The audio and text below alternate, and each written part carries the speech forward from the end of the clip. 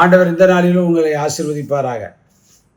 இந்த அனுதின கண்மலை தெரிவித்து கேட்டுக்கொண்டிருக்கிற அருமையான தேவனுடைய பிள்ளைகளே, எது வரைக்கும் நான் கண்ணீர் வடிக்கணும், எது வரைக்கும் நான் கடும் பாடுபடணும், எது வரைக்கும் நான் பிரயாசப்படணும், எது வரைக்கும் நான் ஓடணும் அப்படிங்கிற கேள்வி இன்றைக்கி எல்லா மனுஷர்களும் ஓடிக்கிட்டே இருக்கு. சில பேர்லாம் பார்த்திங்கன்னா 90 வயதான பிறகு வேலை பார்ப்பாங்க. எதுக்குன்னு கேட்டால், என் பிள்ளைகள்லாம் என்னை கைவிட்டாங்கய்யா, நான் தான் வேலை பார்க்க அவருக்கு. அப்படி உள்ளத்தில் என்ன இருக்கும் அப்படின்னா, எது வரைக்கும் அப்படிங்கிற ஒரு கொஸ்டின் இருந்துக்கிட்டே இருக்கும். இப்போ கூட உங்களுடைய வாழ்க்கையில் எது வரைக்கும் தான் நான் பிரயாசப்படுகிறது, எது வரைக்கும் தான் நம்ம முயற்சிப்பது அப்படி கொஸ்டின் இருக்குன்னா, அது எல்லாருடைய வாழ்க்கையிலும் இருக்குது. தீர்க்கதரிசியுடைய வாழ்க்கையில் கூட அது இருந்துச்சு பாருங்கள். ஆபகுக்கு 1ஆம் அதிகாரம் 2ஆம் வசனத்துடைய முதல் பகுதி.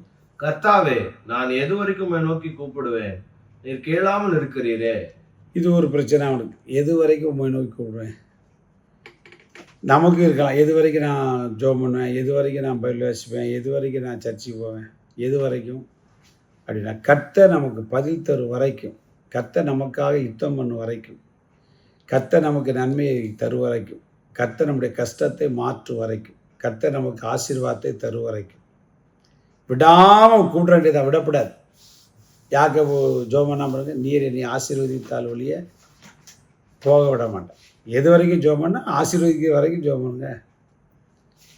யாபேசை பார்த்தீங்கன்னா அப்படி தான் சொல்லுது. அவன் வேண்டி கொண்டதை கர்த்தர் அருளினா அதுக்கு அர்த்தம் என்ன அப்படின்னா, அவர் கொடுக்குற வரைக்கும் ஜெபம் பண்ணிகிட்டே இருக்கும்.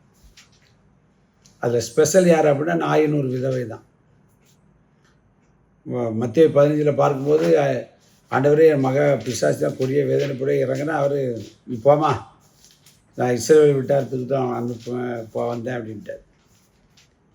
பிறகு வரான், பிள்ளையை அப்பத்தை எடுத்து நாய்க்குட்டிக்கு போடுறது நல்லதல்ல அப்படிங்கிறது.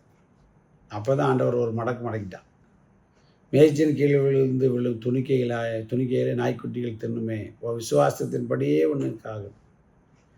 ஆண்டவர்கிட்ட சுகத்தை பெறும் வரைக்கும் அவள் என்ன செய்தா, கூப்பிட்டுக்கிட்டே இருந்தான், கேட்டுக்கிட்டே இருந்தான். எது வரைக்கும் கேட்டுக்கிட்டு இருக்காங்க. சில பேர் 2 நாள் ஜெபம் பண்ணுவாங்க, 3 நாள் ஜெபம் பண்ணுவாங்க, 10 நாள் ஒவ்வொரு நிமிஷம் ஜெபம் பண்ணுவாங்க. பதில் கிடைக்கலையே அந்தாப்புல போயிடுவாங்க.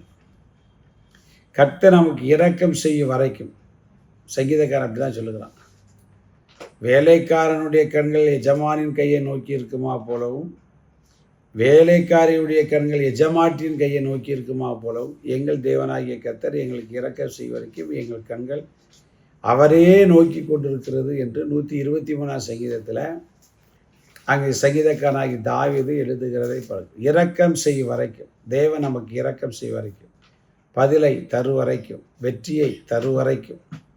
மோசையுடைய கைகள் எவ்வளோ தூரம் உயர்த்திருக்கேன்னா, இஸ்ரவேல் அமலேக்கரை அடித்து முறியடிக்கணும் இல்லையா. அதான் நம்முடைய வாழ்க்கையில் நீங்கள் என்றைக்கோ கொஞ்ச நாள் ஜோமிட்டு விட்டீங்களா, இன்றைக்கி ஸ்டார்ட் பண்ணிடுங்க. எது வரைக்கும்லாம் முடிக்காங்க, விடாமல் கர்த்தர் நமக்கு உதவி செய்யும் வரைக்கும், கர்த்தர் நமக்கு பதிலை தரும் வரைக்கும். ஆமென். அப்படிப்பட்டதான ஒரு எண்ணம் இருந்துக்கிட்டே இருக்கணும். இந்த 12 வருட பெரும்பாடுள்ள ஸ்திரீ வஸ்திரத்தை தொடும் வரைக்கும் அவருக்கு பின்னாலே போயிட்டார். 12 வருஷம் ஒருத்தி வியாதினா அவள் என்னதுக்காவா, அதெல்லாம் அவன் பார்க்கல. எப்படியாவது இயேசுவின் வஸ்திரத்தை தொற்றணும்னு நினச்சா தொட்டால் சுகமடைது. உங்களுடைய வாழ்க்கையில் எது வரைக்கும் கேள்வி கேட்டே உங்களுடைய நேரத்தை போக்காமல் உங்களுக்கு கிடைக்கும் வரைக்கும், கர்த்தர் தரு வரைக்கும், அற்புதத்தை செய்யும் வரைக்கும், நம்ம எடுத்த காரியத்தை முடிக்கும் வரைக்கும், வெற்றியை தரு வரைக்கும் ஆண்டவர் நோக்கி கூப்பிடுங்க. சிறப்பான வாழ்க்கை கர்த்தர் உங்களுக்கு தருவார். கர்த்தர் உங்களை ஆசீர்வதிப்பார். நாளை தினம் 6ஆம் கலந்து கொள்ள, நாளை மறுதினம் அனுதின கர்மலை சந்திக்க வரைக்கும் தேவ கிருபை நம்மை தாங்கி நடத்துவதாக.